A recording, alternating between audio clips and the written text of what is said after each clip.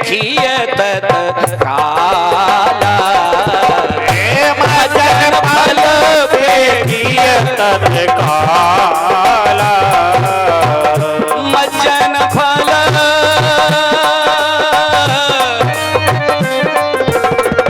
मज्जन फल,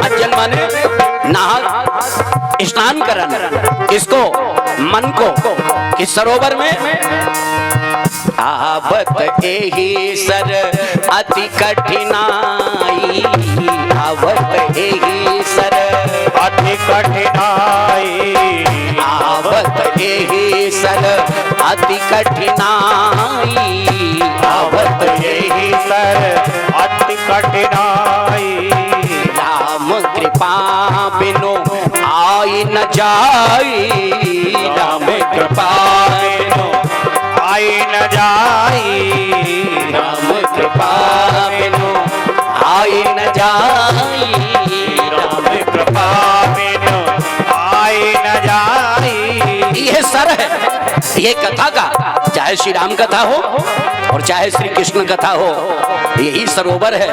और इस सरोवर में हम शरीर को नहलवाने नहीं आते, शरीर के लिए तो पानी साबुन है, ईयर्स लगाइए, मोती लगाइए, लाइफ बॉय लगाइए और बढ़िया प्रचार करिए, तंदुरुस्ती की रक्षा करता है लाइफ बॉय। यहाँ किस साबुन को लगाना है और किसमें लगाना है यही समझने के लिए बैठे।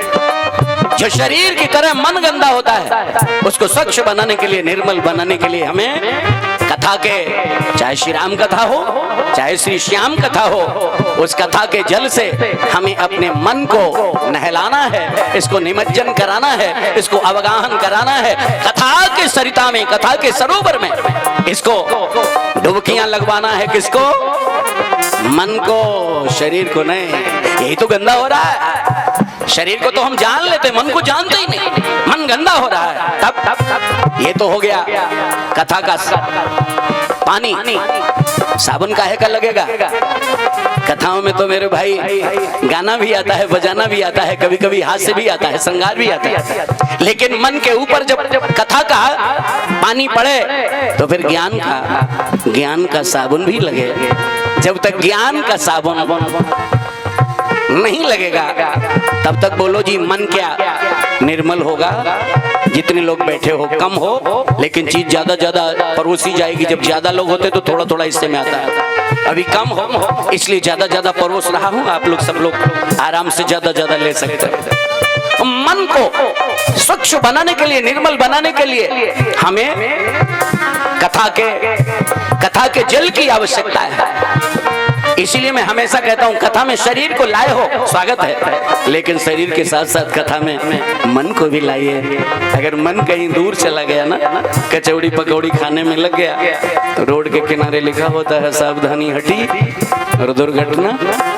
यही तो दुर्घटना है कि बैठे तो कथा में हो, सफर तो कथा में कर रहे हो और मन तुम्हारा कहीं दूसरी जगह भाग गया तो बोलो फिर क्या होगा। इसलिए जो मन है इसको कथा के जल से नहलाइए, विमल सलिल से नहलाइए और इसके ऊपर ज्ञान का साबुन लगाइए। बोलो ईमानदारी से मन होगा ना ठीक। सत्संग का, ज्ञान का जब साबुन लगेगा तो मन होगा। अब क्या चाहिए बोलो? सत्संग मिल गया, ज्ञान मिल गया। अब अगर खुशबू चाहते हो, साफ तो हो गया मन। अगर खुशबू चाहते हो तो फिर संसार में जहां जहां रसीले पदार्थ हैं, जहां जहां सुंदरता दिख रही है, जहां जहां रसीलापन दिख रहा है, वहां से निकालो उस आसक्ति को, निकालिए उसको। और जब निकालोगे तब क्या हो जाएगा? जीवन में क्या आएगा? वैराग्य। क्या आएगा? बोलो बोलो, क्या आएगा? वैराग्य। फंसे रहेंगे दुनिया में तब तक हम रागी हैं, और दुनिया से अपने मन को जैसे हमने निकाला, ममता को निकाला, लगाव को निकाला, वैसे क्या हो जाएंगे? रागी नहीं, वैरागी। और जब ये वैराग्य का तेल हमारे आपके मन के ऊपर लगेगा, अस्तु मन खुशबू देने लग जाएगा। बोलिए गोविंद भगवान की। कथा का पानी हो, सत्संग का पानी हो, ज्ञान का साबुन हो और मन के ऊपर वैराग्य का तेल लगा हो, फिर मन भगवान को विवश होके कहना पड़ेगा कि तुम्हारा मन हमें स्वीकार है। निर्मल मन जन सो मोहि पावा। निर्मल मन जन सो मोहि पावा। निर्मल मन जन जय सो मोहि पावा। निर्मल मन जन सो मोहि पावा। मोहि कपट मोहि कपट मोहि मोहि कपट छल छिद्र न भावा। मोहि कपट छल छिद्र न भावा। निर्मल मन मन निर्मल मन जन सो मोहि पावा। निर्मल मन जन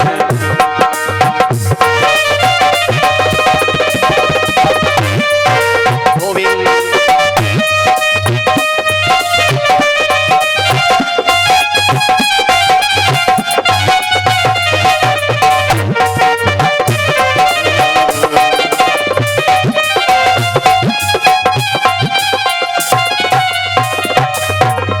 ये मन को निर्मल बनाने के लिए हमें कथा की आवश्यकता है। और आज दिन कौथा है, दिन कौथा है नवम दिवस है।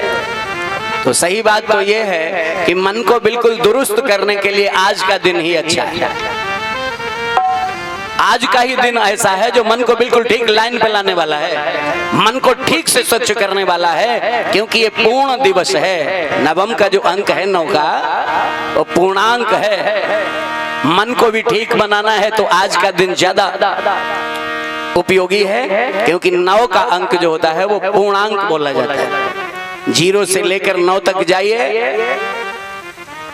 गिनती करते जाइए, और 9 के आगे जैसे ही बढ़ोगे वैसे ही 10 का अंक तो आपको मिलेगा कि ये 10 है, लेकिन कोई नवीन अंक नहीं है। वही पीछे वाला 0, पीछे वाला 1, दोनों मिला दिए, पहले 1 लिख दिया फिर 0 लिख दिया, लो 10 हो गए। फिर आगे बढ़े तो 1-1 हो गया, 1-2 हो गया, कोई नवीन अंक नहीं है। किंतु 9 तक तो हमेशा नवीन अंक बना रहता है। मेरे भाई ये 9 का अंक है, इसीलिए आज नवम दिवस है, ये पूर्णांक है। और कथा का भी आज विश्राम दिवस है, क्योंकि ये पूर्ण दिवस है, आज नवम दिवस है।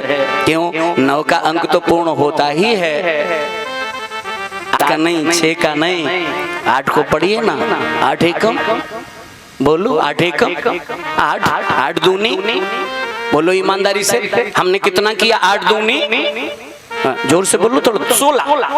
और जब 16 लिखोगे तब क्या कैसे लिखा जाएगा? 1 और 6, दोनों का योग करो जरा, योग करो। 1 और 6 कितना होता है? 7। हमने कितना किया था? दूनी, और हो कितना गया? 8 से भी कम। दोनों का योग किया, कितना हुआ?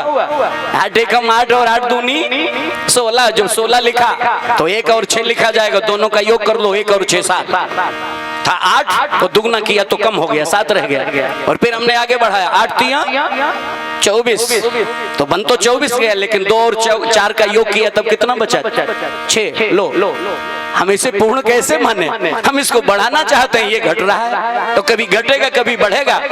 ये जीव का अंक है, ये अधूरा अंक है, ये अपूर्ण है। लेकिन पूर्ण क्या है? पूर्ण है 9 कैसे पूर्ण है? 9 एकम बोलो बोलो, 9 एकम 9 और 9 दूनी 18। आप करो योग, 1 और 8 लिखोगे 18 में, और दोनों का योग कितना होता है? बोलो बोलो भाई, 1 और 8 9, और फिर आगे बढ़ो, 9 तिया 27, 2 और 7 लिखोगे, दोनों का योग कितना हुआ? 2 और 7 9, 9 चौक 36। बोलो मनोज, बोलो ना, तो माइक नहीं है क्या? दक्षिणा कट जाएगी। तो 9 चौक 36, 36 लिखोगे तो 3 और 6, और दोनों का योग करिए, 3 और 6 9 हुआ ना? 9 पंजे 45, 4 और 5 लिखोगे तो 4 और 5 कितना होता है? 9। 9 छक 54, 5 और 4 लिखोगे, 5 और 4 9, 9 सत्ते 63, 6 और 3 लिखोगे, 6 और 3 9, 9 अट्ठे 72, 7 और 2 लिखोगे, 7 और 2 9, 9 नेम 81, 8 और 1 और 9 दहाई 90। बोलो 9 रहा ना? इसलिए जो 9 का अंक है मेरे भाई, वही तो पूर्णांक है। और जब पूर्णांक है तो आज हमारी कथा भी पूर्णता की ओर अग्रसर है। चाहे वो श्री कृष्ण कथा हो और चाहे वो श्री राम कथा हो, आज हमारी पूर्णता की ओर अग्रसर हो रही है इस अनुष्ठान की कथा। तो आइए, वो पूर्ण है, मन को भी ठीक बनाने के लिए आज के पूर्ण दिवस की कथा की आवश्यकता है। आए हम लोग मन को ठीक बनाने के